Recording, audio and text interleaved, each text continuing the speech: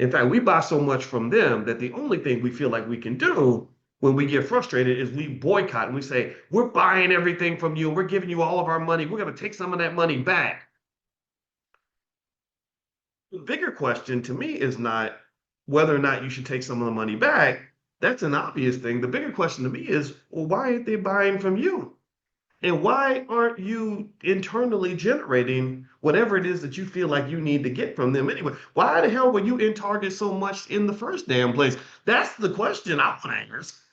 Why do you, and why are you even implying that if they change their behavior, you'll go right back to giving them all your money when you should be giving to yourself?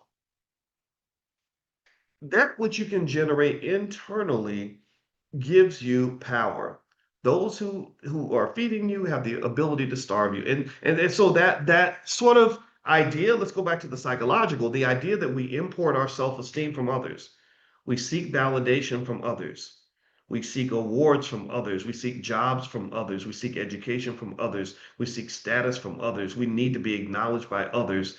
That becomes very expensive. Black people probably spend $1 trillion a year just buying their self-esteem, purchasing their self-worth when they have the BET, the commercials during the BET Awards showing the sophisticated black woman who's got the good corporate job, who just bought the 200 or $100,000 Lexus or whatever it is, and you're looking at that and saying, "Ooh, I want to be like her."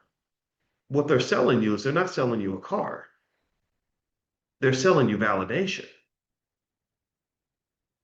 And so the person who has no validation, who has a hole in their soul, who doesn't feel like they're worth anything, is going to say, "Ooh, let me go drop that 100 grand on the car dealer so I can feel better about myself, so that I can feel like I'm somebody just like the lady in the commercial."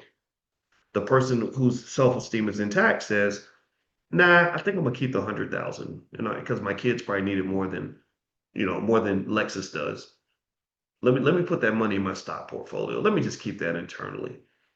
I got a car. My car gets me from point A to point B. I don't need to be like the lady with the corporate job who's driving the Lexus."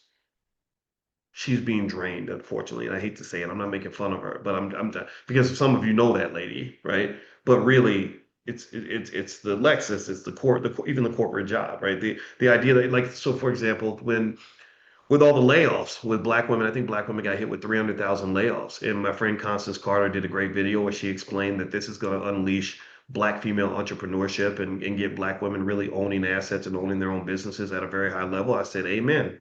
That's good. That's a good thing.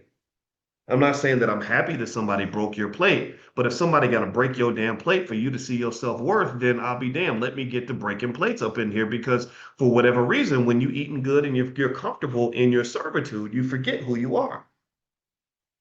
You forget your worth. They see your worth. That's why I talked to a black woman the other day that I met at the Power Networking Conference. She worked with JP Morgan Chase and Jamie Dimon. And I said, yeah, I really like Jamie Dimon. I own JP Morgan Chase stock. I think he runs the company really well. And she told me about her experiences with him. And eventually she realized the value of having her own job or having her own business. And she had left to start her own business. And she said, Jamie Dimon called and said, "Where are you? Why don't you come back?" And then I was thinking, yeah, that's because he sees your worth. He sees how dynamic and how extraordinary you are.